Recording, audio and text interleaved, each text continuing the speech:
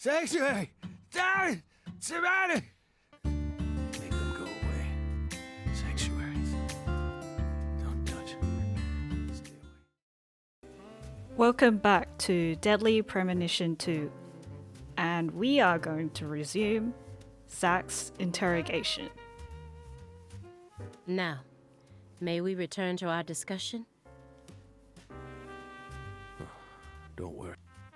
Oops, I skipped his muttering. Strangely enough, this man has a fear of the color red. And I believe that fear is connected to the Greenville case.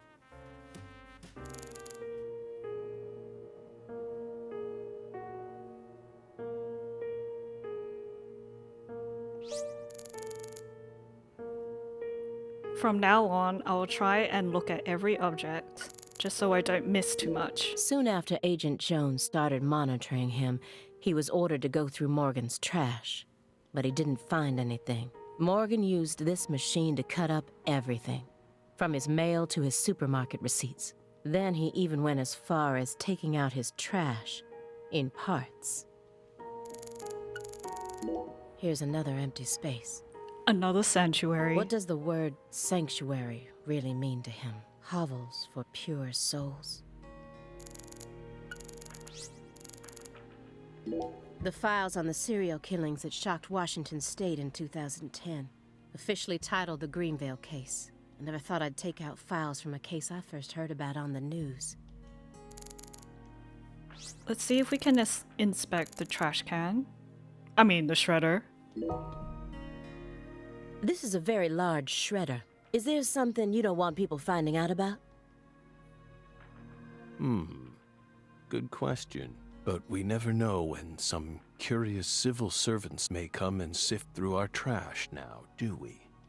You're already retired. What are you so worried about?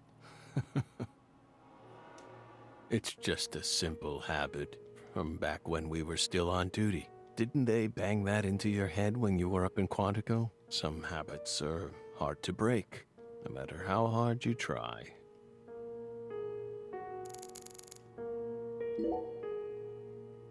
Could you tell me what exactly the word sanctuary means to you? Sanctuaries are sanctuaries. Nothing more and nothing less. That doesn't explain anything. Why do you wish to know? Just curious. Belle, you're a much ruder person than you initially seemed to be. Don't you agree, my fairy? Starts roasting people again. What do our sanctuaries have to do with the investigation? If you're out of questions, then how about just going home? Hey, mind if I jump in here? What is it, Simon? We hope you've got a real question for us. Well, actually, I'm also a little curious myself. No one's supposed to touch any sanctuary, right? That's what we said. What about you, though? You can't even touch them yourself? Are there any extenuating circumstances? What are you getting at? I mean, I doubt if any of this really matters, but if no one can touch the sanctuaries, then how do you clean them?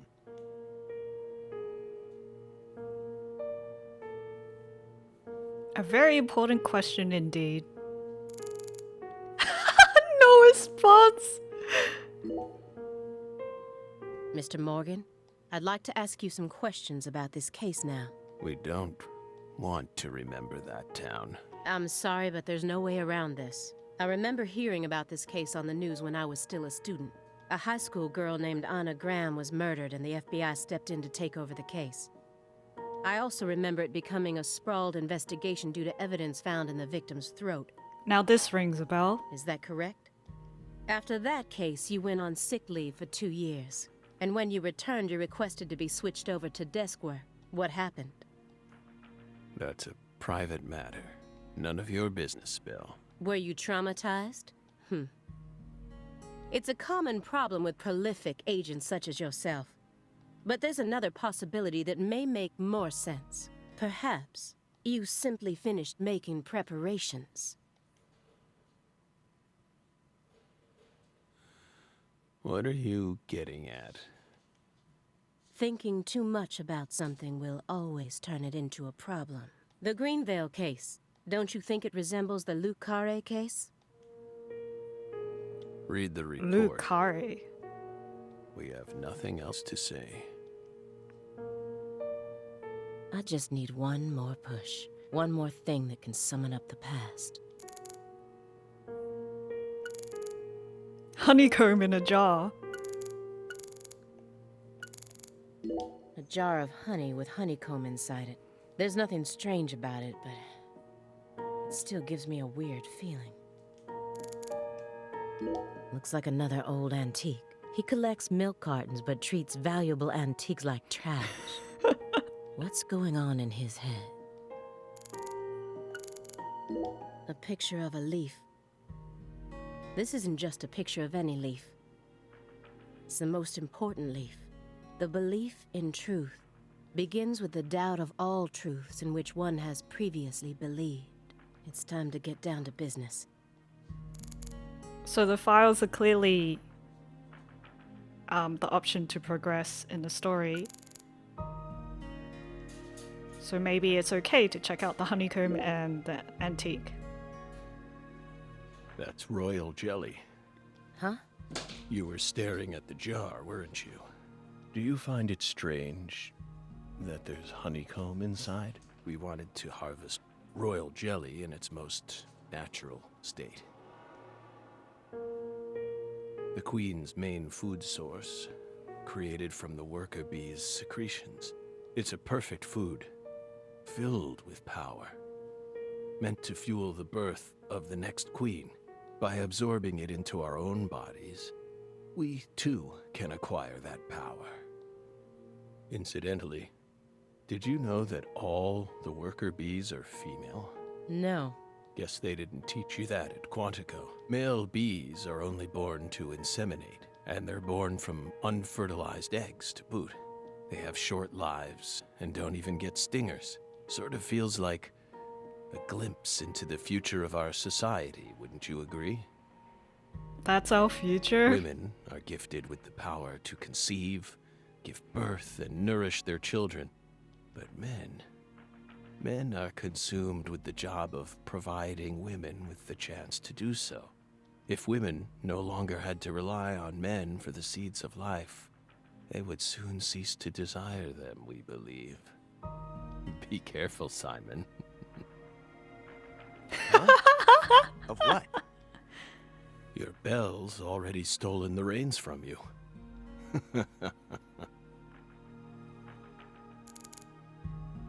It's an interesting thought. The silver clock in that trash pile. Is that an H5? That's right. John Harrison's 5th chronometer. Completed in 1770. After many years, he completed it and presented it to the Board of Longitude in order to end their feud with him. That's only a replica, of course. You like clocks? Clocks are amazing. Prime fruit of the human race's intellect. We took the invisible idea of time and manifested it in these. Yeah, I love clocks too. Absolutely fascinating. I disagree. Oh? Why? Time is valuable precisely because it can't be seen. Yet nowadays people can't tell what time it is unless it's measured in numbers. Talk about idiocy. I don't mean to side with the Board of Longitude, but remember, humans used to cross oceans with the stars alone. We have our eyes to read moon charts and study the sky. We don't need clocks. What if it's cloudy or storming? All you need is courage and a love for adventure. That could be applied to all of technology. Hear that, my fairy? Courage and a love for adventure? Come on, Belle. Surely you know how many lives have been claimed by your pals' courage and adventure. Hey, hold on a second here. That Board of Longitude thing, what the heck is that? I mean, I've heard of it before. I'm an FBI analyst, remember? I just sort of can't remember it right now. I know what it is, really. I'm telling the truth. Come on, Aaliyah, back me up here. Aaliyah? Poor guy, he's only asking questions. Picture of a leaf. Okay, here we go. Mr. Morgan, please look at this. What did we just say? We don't want to remember Greenvale. This isn't a photo from Greenvale. Look closely at it. Former Special Agent Francis Zach Morgan.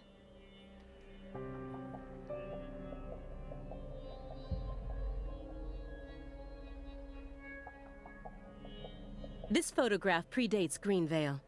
It's from the Le Carre case you worked on in 2005. Red. Red tree. Red tree. Yes. A red tree. Greenvale wasn't the first place you saw one of these. The Greenvale case and the Lise Clarkson murder case, they're connected by these red trees, aren't they? Red trees. Answer me. What are these trees? Red trees. I want the truth. Tell me everything you know.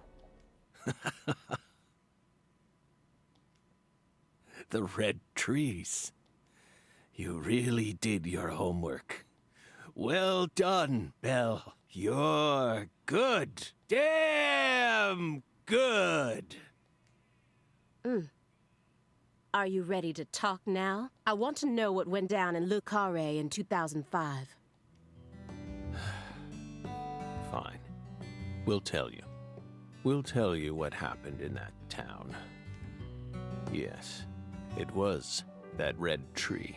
That red tree ruined my life. It was a sultry summer day. The sun comes down hard on you in the south, like a torrential downpour of demonic whispers. It all started back in that sweltering summer. We still had our best friend with us back then. We still had our best friend. The other me. My better half.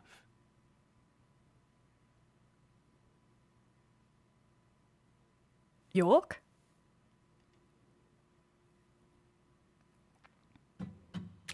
Oh, and now the game begins.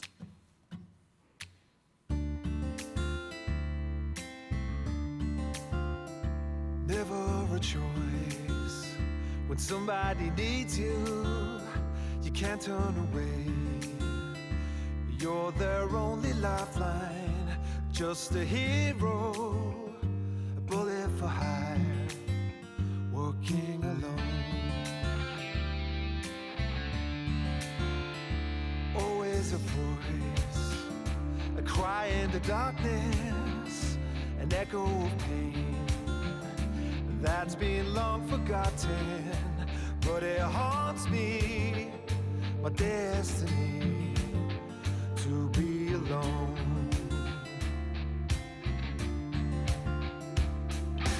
There's a time when you see life for what it's gotta be. You should know they'll destroy you. Call to me to keep searching, walk alone.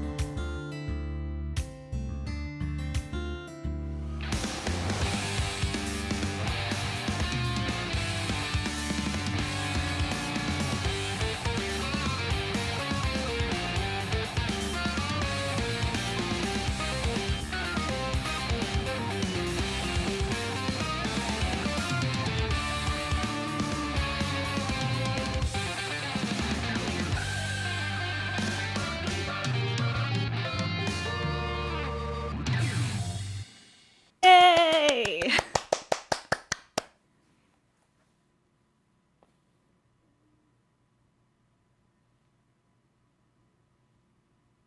Zach.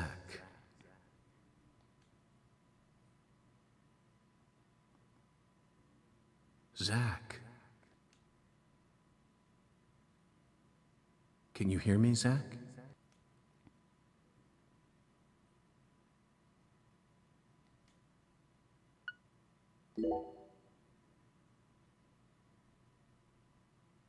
There you are, Zach.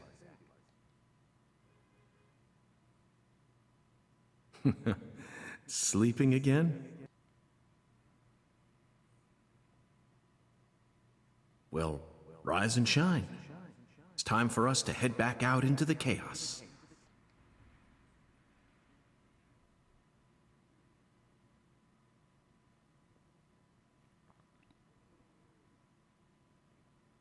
Isn't that right, Zach?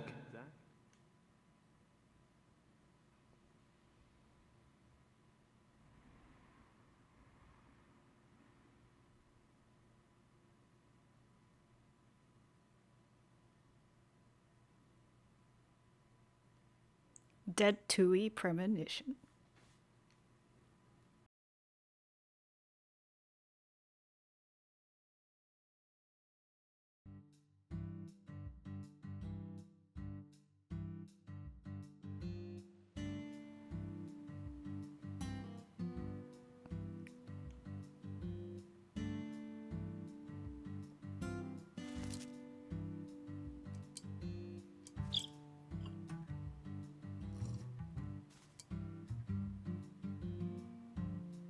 Zach, it looks like she wants us to join her for breakfast. Perhaps this town's finally starting to warm up to us.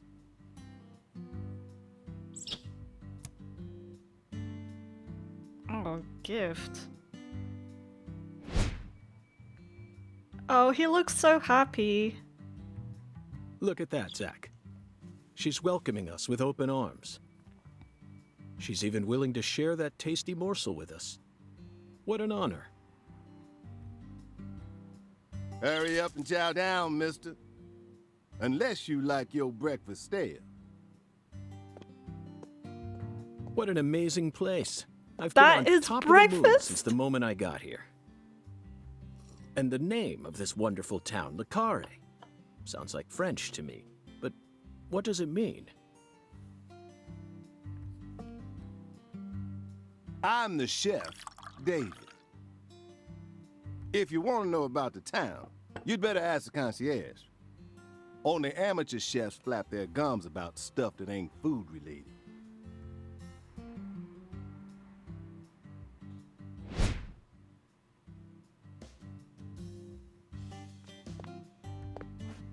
Did you hear that, Zach? He's a true professional.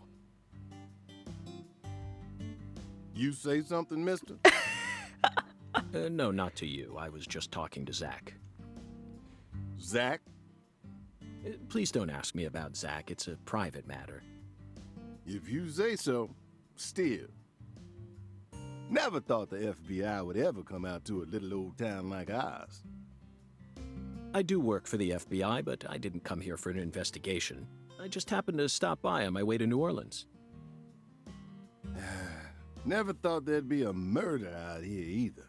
And it was a 16-year-old kid. Now I tell you, this country's seen better days. What you reckon, mister? Zach, he's definitely a professional, but it seems like he's also a bit lonesome. That's good. Ambivalence exists everywhere. Folks say the killer used an axe. Hell of an old-fashioned choice if you ask me. Okay. Actually, Chef David, if you don't mind, I'd like to ask you a few questions about the incident. But shoot, I ain't the one you ought to be asking, Mr. FBI. I only heard what I heard. But seeing as you're fixing to grill me, I can tell you what I know. Please do. I appreciate it.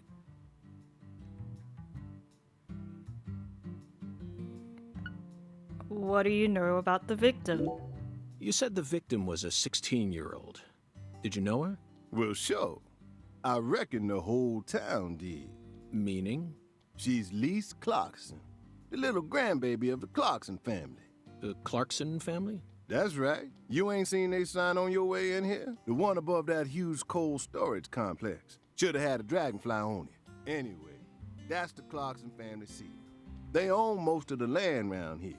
From the sugar plantations right down to the food processing plant. Yeah, I reckon they got a stake in just about everything. They even own the water tower on the edge of town, you know? They're the ones who built up this town, and they still support it. Where's the Clarkson's house? What do you know about the Clarkson's house? Now, I ain't got nothing bad to say, but I'm gonna talk straight to you. You best steer clear of that place. That family ain't just some gang. They're a whole different kind of beast. They folks with real power. Remnants of the good old boys who shaped America in the early days. So, rich people. Especially the head of the family, P.J. Clarkson. He's the kind of monster who goes around eating other monsters. And I'm sure he's on edge now with his granddaughter getting murdered and all. So don't go barging in with that shiny FBI badge of yours and think you'll be safe or nothing.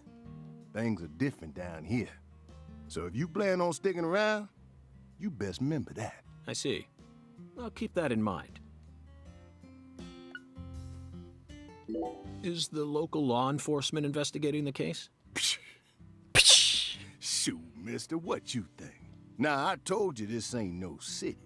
We in the bonafide boondocks here. They got to know how to break up fights and keep folks from killing each other when they pissed you off. They sit down and talk it out with you heart to heart. And when that don't work, they just beat your ass. That's the deep south for you. This murder ain't like that, though. A little kid got killed. A weird way. Like something on a TV show. The sheriff's department ain't never seen nothing like this. Live and Let Die, Angel Heart, and The Pelican Brief, right? 9 out of 10 people will name those titles when you ask them to think of a film set in New Orleans. They're all excellent movies, but to me they lack realism.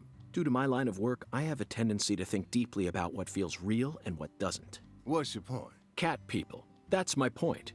Cat People, 1982, directed by Paul Schrader. The crowning achievement of Nastasia Kinski, the ultimate muse of the 80s. The most vital element of that movie is the reality it depicts. Leopards who turn into humans have intercourse with humans and turn back into leopards. Hold on, what? They turn into humans and then turn back into leopards. Then they can only turn back into humans again if they mutilate their lovers.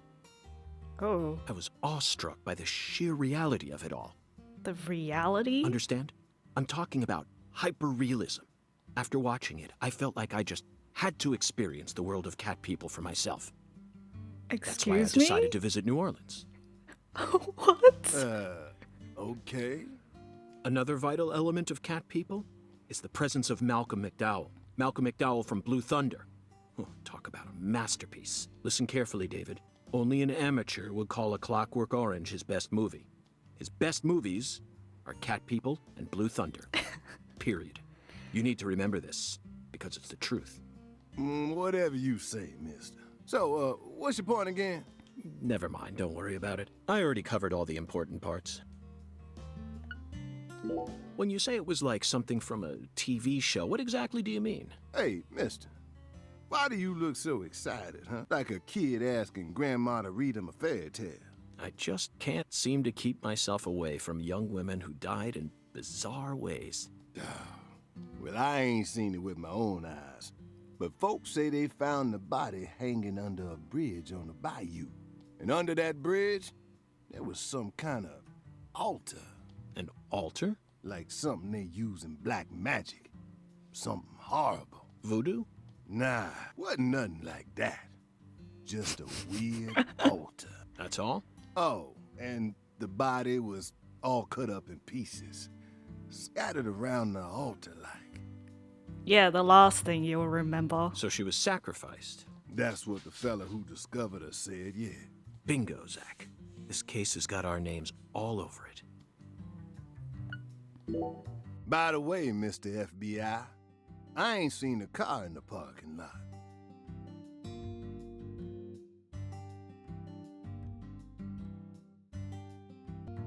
How'd you get all the way out here, huh? Don't tell me you walked. Well, that's a very good question. That is a very good question. Chef David, you've got a sharp eye. It's true that I didn't park my car in your parking lot. Do you know why? Can't say I do. Because it was stolen. Oh, Huh? But you with the FBI, right? Even FBI cars can be stolen. It could happen after you park your car on the side of the road and go off to do some legwork. When you're eating lunch, when you're watching a movie, when you're asleep at night, when you're buying cigarettes at the local supermarket. Your car can be stolen anywhere. That's precisely what it means to be an FBI agent. In my case, my car was stolen while I was on my way down here. But no need to worry. I already reported it to the local authorities. And I've also already acquired another mode of transportation. Another mode? Want to hear the details? Not really, but I'll listen if you want me to. he's like, no, but okay. Then please do. After I finished my work in Houston, I flew to New Orleans. Then, I rented a car at the airport. Whenever I visit the West Coast, I always rent a convertible, especially in California. But now I'm in hot and sticky Louisiana, so I decided on a brand new hybrid car with a fully equipped air conditioning system. A hybrid car? Oh yes, they're marvelous. Vehicles that utterly defy everything you think you know about cars. Now, in the year 2005, it feels like we've finally entered the 21st century. Stomp down on the gas all you want. The engine won't make a sound. It's silent? At first, I felt like the landscape was moving past me on its own. Give it a few more years, and I'm sure we'll start seeing cars that run purely on electricity. And who knows? In a decade or so, electric sports cars may end up lining the parking lots of Silicon Valley. I can see it now. It's the world of The Last Starfighter, 1984, directed by Nick Castle. It's famous for being the first film to utilize realistic CG, but I couldn't care less about that. See, I was mesmerized by the beautifully refined mech designs. It even made me wish that I could be one of them myself, especially the Gunstar spacecraft. No other sci-fi movie has ever had... So, where'd your hybrid car get stolen? Sorry, I got off topic. I noticed it was missing after I finished my lunch and walked out of the diner. Incidentally, this diner was located at the entrance to a small town just south off the I-10. I went out to get back in it, but my hybrid car was nowhere to be found. I remembered exactly where I parked it, right between a blue pickup truck and a hedgerow. But when I came back from lunch, it had completely vanished. In short, someone stole it, and in its place, they left me this. What? A skateboard? A skateboard. A skateboard? Yes. While I was sliding my lunch into my stomach, someone was busy replacing my brand new hybrid car with a wooden board attached to 4 wheels. Remarkable, don't you think? So then how did you get here? By riding the skateboard, obviously. Why do you look so surprised? No, I couldn't ride the board very well at first.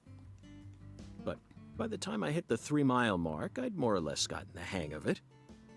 By the 10-mile mark, I'd even learned to do a few tricks. Wow, he pushed himself to learn a skateboard in a day. It was a journey of self-discovery. Not even I knew I had this latent talent sleeping inside me. This summer's gonna be another hot one. It's supposed to get over 95 today. Watch out you don't go getting heat stroke. The Lise Clarkson case needs us. Don't you think so, Zach? The cat people are what guided us to New Orleans. We should be thanking Malcolm I'm McDowell. afraid to check out this Cat People movie. Once we get home, let's watch Blue Thunder again. I'm already looking forward to it. Aren't you, Zach? Zach. The searing light. These scents. It's the deep south.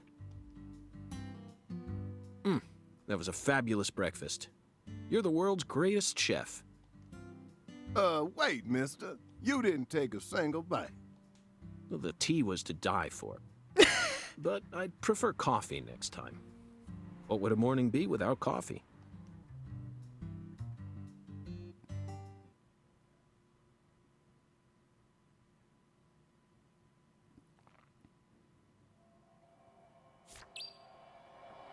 Cracking open the case, return to York's room and... okay, I wasn't fast enough. And we're finally in the game! We can move forward, we can move backwards, we can check out the food.